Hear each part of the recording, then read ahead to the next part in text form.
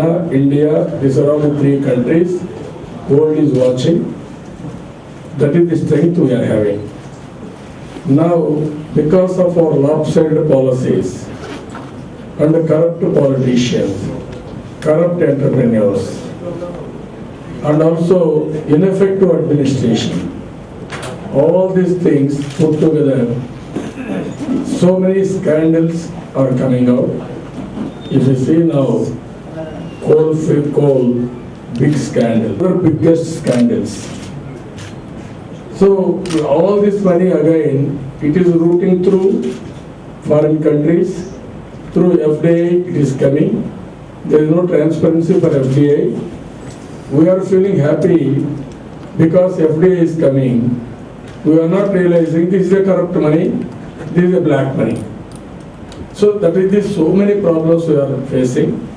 Ultimately, what is happening in this country, because of this money, mafias are emerging, mining mafia, and also land grabbing mafia. Even in our state, we have seen so many issues. Ultimately, all these things are leading to political mafias.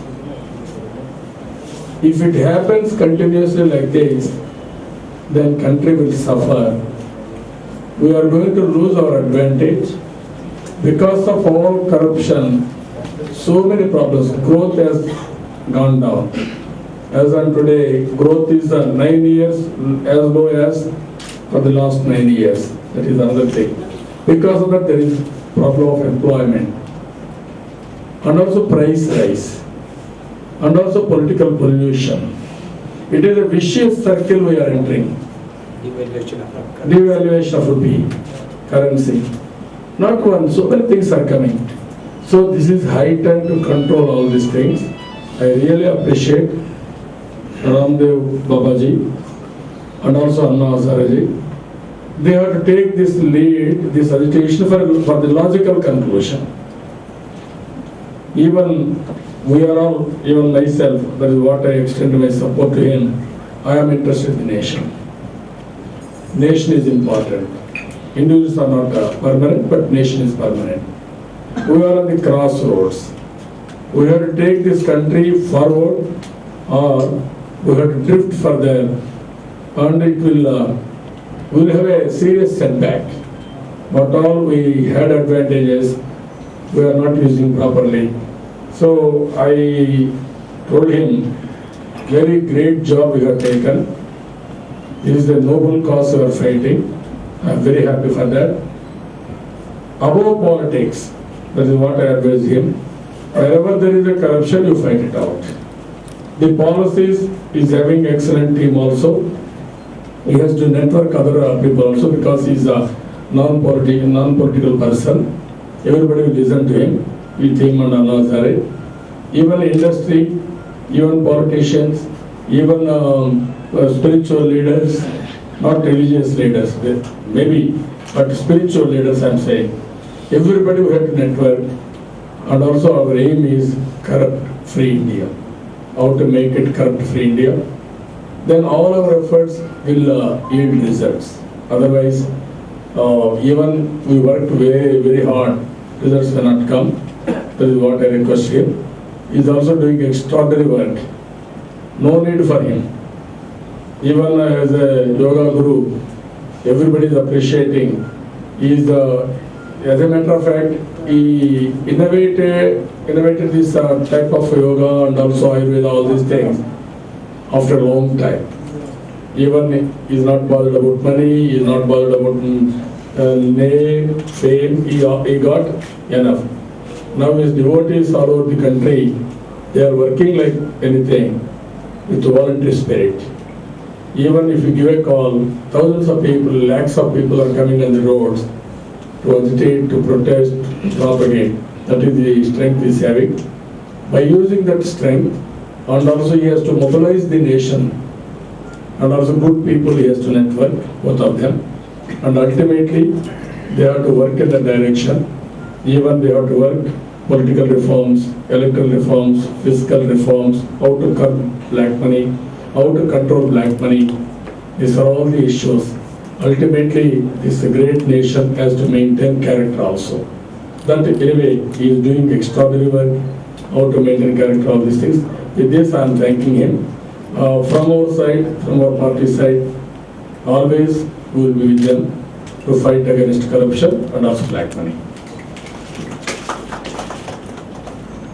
मैं तहे दिल से धन्यवाद करता हूँ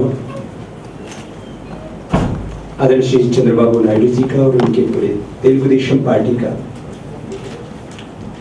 तेलुगु देशम के लिए आंध्र प्रदेश को ऊपर उठाना एक मकसद है, लेकिन देश सबसे आगे है, कंट्रीज फर्स्ट। और मैं मात्र चंद्रबाबू नायडू में आंध्र प्रदेश का ही नहीं, एक बहुत बड़े नेतृत्व की क्षमता देखता हूं और उन्होंने प्रामाणिकता के साथ एक अच्छे चरित्र के साथ और एक बहुत ऊंचे संकल्प के साथ कि आने वाली अपनी पीढ़ियों को, जनरेशंस को और अपने नेशन को हम क्या देकर के जाएंगे, इस भावना से बहुत पवित्र इरादे के साथ वो राजनीति में है। ऐसे राजनेताओं का मैं ये तो नहीं कहूंगा अकाल है, लेकिन कुछ गिनती के जो राजनेता हिंदुस्तान में, उनमें से एक हमारे चंद्रबाबू नायडू साहब हैं। इनसे हमारा केवल व्यक्तिगत ही प्रेम नहीं है, जो इनके अंदर कैरेक्टर है और जो ये करना चाहते हैं आंध्र प्रदेश के लिए और देश के लिए। मैंने काले धन और भ्रष्टाचार के मुद्दे को लेकर के, व्यवस्था परिवर्तन के खोज को लेकर के इनसे लंबे अरसे से बात की है, क्योंकि इस समय हम पूरे देश के सभी राजनीतिक दलों के शीर्ष नेतृत्व से मिलकर के इस मुद्दे पर एकीकृत करना चाहते हैं सबको। और 9 अगस्त को एक राष्ट्रव्यापी आंदोलन दिल्ली में होगा। मकसद ये होगा कि अब बहुत हो चुका है, पूरा देश त्रस्त है और सत्ताओं पर बैठे लोग कहीं ना कहीं विवेक खो रहे। तो अब एक तरफ साइनिंग इंडिया, दूसरी तरफ बर्निंग इंडिया।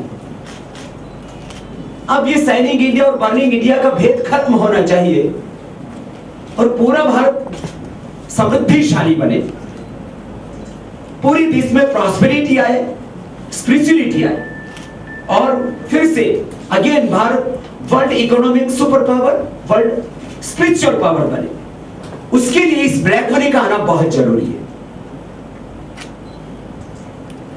मैंने अब तक की लाइफ में देश के जो करीब करीब जो 100 टॉप पावरफुल पॉलिटिशियंस से उनसे मुलाकातें की हैं, काले धन को लेकर के, करप्शन को लेकर के, जिस तरह से प्रामाणिकता से और जिस गहराई से डीपली जो उसके बारे में, उसकी सॉल्यूशन के बारे में चंद्रबाबू नायडू साहब ने भी सोचा है, उसमें हम एक राय है। और मुझे लगता है ये एक बहुत अच्छी बात है कि अब जो देश के टॉप पॉलिटिशियंस हैं वो सोच रहे हैं कि सॉल्यूशन क्या होगा, कैसे ब्लैक मनी वापस आएगा। मैंने एफडीआई के बारे में बात की और इन्होंने उसके ऊपर भी कि 2 तरफ ब्लैक मनी है, एक इंडिया में, एक आउट ऑफ इंडिया। भारत में ब्लैक मनी सबसे ज्यादा है गोल्ड में। रिजर्व बैंक कहता है करीब 20,000 टन, लेकिन उससे 3-4 गुना ज्यादा गोल्ड है, तो 1 लाख टन भी हो सकता है। फिर लैंड एंड रियल एस्टेट में, फिर माइनिंग में सबसे ज्यादा, फिर ड्रग्स में, फिर पॉलिटिक्स में, और सबसे ज्यादा डेंजरस है ब्लैक मनी नक्सलिज्म में।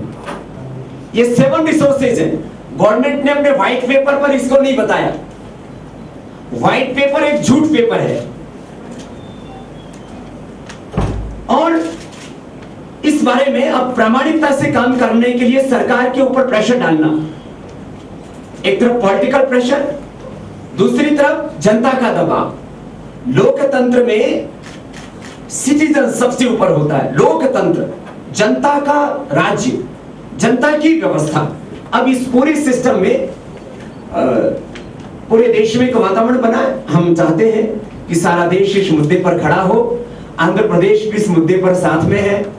हमारे भाई श्रीधर जी जो हमारे यह संगठन की प्रेसिडेंट है, और सारे यहाँ के, मैंने तो करीब आधा आंध्र प्रदेश घूमा है और यहाँ के गांव-गांव में गया हूँ, और आदरणीय चंद्रबाबू नायडू साहब, उनका पूरा पार्टी, वो भी इस मुद्दे पर साथ है हमारा। हम तो कहते हैं सारे राजनीतिक पार्टी को, हमने तो जो है कांग्रेस की लीडरशिप से भी कहा है कि आप भी हमारे साथ आइए इस मुद्दे के ऊपर।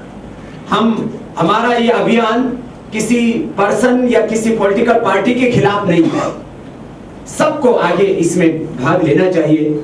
मैं पूरा विश्वास करता हूं कि अब लोगों की जो अपेक्षाएं हैं, उम्मीदें हैं, वो पूरी होंगी, और 9 अगस्त का आंदोलन हमारा तब तक चलेगा जब तक काला धन वापस लाने का इंतजाम नहीं हो जाएगा, मजबूत लोकपाल नहीं बन जाएगा, और ये व्यवस्था परिवर्तन के लिए एक कोई ढांचा तैयार नहीं हो जाएगा। मैं इस बात को कहते हुए भी गर्व अनुभव करता हूं कि मजबूत लोकपाल की बात आई तो अब उसको दूसरी एक कमेटी के पास भेज दिया गया।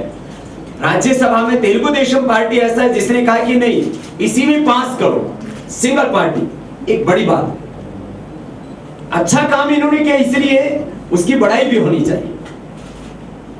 चारों तरफ से जब देश में जो अच्छी ताकतें हो मिलकर के काम करेंगे तो एक अच्छा देश बनेगा। पूरा देश अब खड़ा हुआ है और इस समय ये बड़ा परिवर्तन होगा। इसी बात को लेकर के पूरे देश में जा रहे हैं, और इसी संदर्भ को लेकर के यहाँ हैदराबाद में आए, और आदरणीय चंद्रबाबू नायडू साहब ने जो काले धन और भ्रष्टाचार और व्यवस्था परिवर्तन की इस मुहिम में जो समर्थन दिया, उनके प्रति हम धन्यवाद ज्ञापित कर